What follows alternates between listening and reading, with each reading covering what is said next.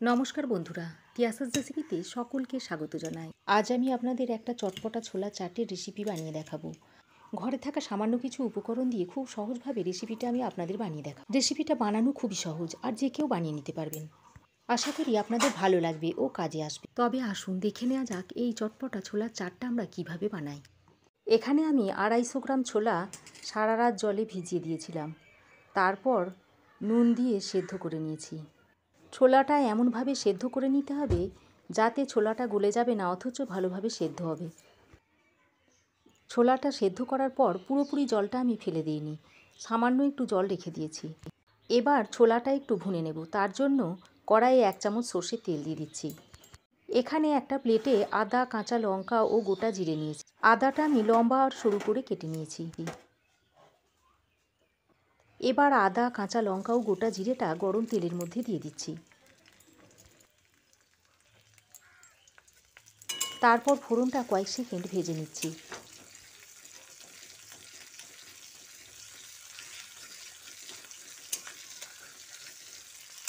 ফোড়নটা কয়েক সেকেন্ড ভেজে নেওয়ার পর এর মধ্যে সেদ্ধ ছোলাটা অল্প অল্প করে হাতার সাহায্যে দিয়ে দিচ্ছি।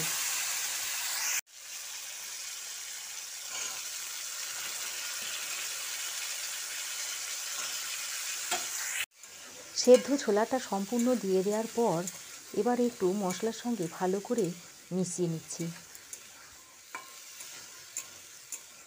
তারপর কিছু গুঁড়ো মশলা অ্যাড করব। এখানে নিয়েছি 1 চামচ কাশ্মীরি লঙ্কার গুঁড়ো, 1 চামচ হলুদ গুঁড়ো, হাফ চামচ গরম মশলার গুঁড়ো, 1 চামচ ধনে গুঁড়ো, 1 চামচ জিরে গুঁড়ো ও 1 চামচ বিট নুন। এবার মশলাটা ছোলার মধ্যে দিয়ে দিচ্ছি।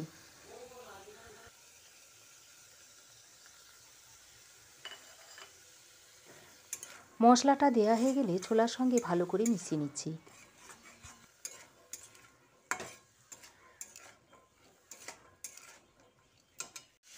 এবার ছোলা সেদ্ধর জলটা 2 চামচ পরিমাণ দিয়ে দিচ্ছি।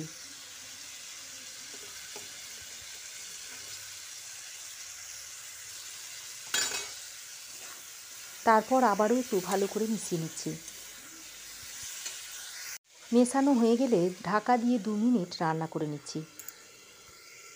2 মিনিট পর ঢাকাটা খুলে আরও একবার নেড়ে নিচ্ছি। ছোলার সঙ্গে মশলাটা দেখুন কত সুন্দর মিশে গেছে।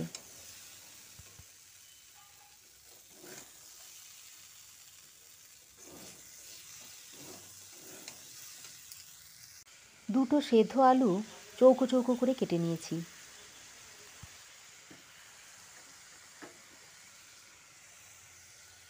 এবার চৌকো করে কাটা আলুটা ছোলার মধ্যে দিয়ে দিচ্ছি, দিয়ে ভালো করে মিশিয়ে নিচ্ছি।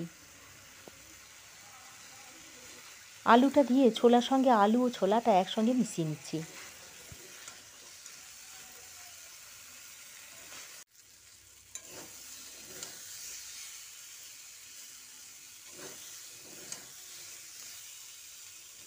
আলু ও ছোলাটা ভালোভাবে মেশানো হয়ে গেলে আবারও ঢাকা দিয়ে 2 মিনিট রান্না করে নিচ্ছি।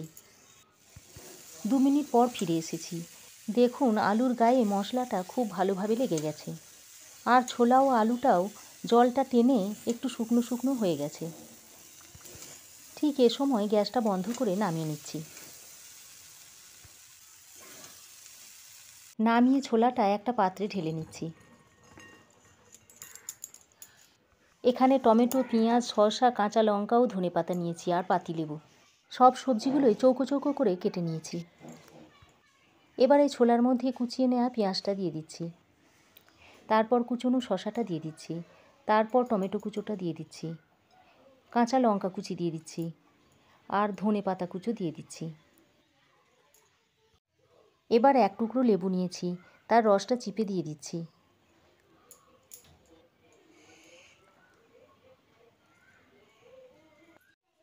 আর এখানে দিয়ে দিচ্ছি স্বাদমতো বিট নুন ও একটু চাট মশলা। এবার একটা চামচের সাহায্যে ভালো করে মিশিয়ে নিলেই তৈরি হয়ে যাবে ছোলার চাট। এই রমজানে এরকম একটা চটপটা ছোলার চাট তৈরি করে খেয়ে দেখতে পারেন, ভালো লাগবে। আমার এই রেসিপিটা আপনাদের কেমন লেগেছে অবশ্যই একটা কমেন্ট করে জানাবেন। আশা করি রেসিপিটা ভালো লেগেছে। ভালো লাগলে লাইক ও শেয়ার করবেন। পাশে থাকা বেল আইকনটা অবশ্যই প্রেস করবেন।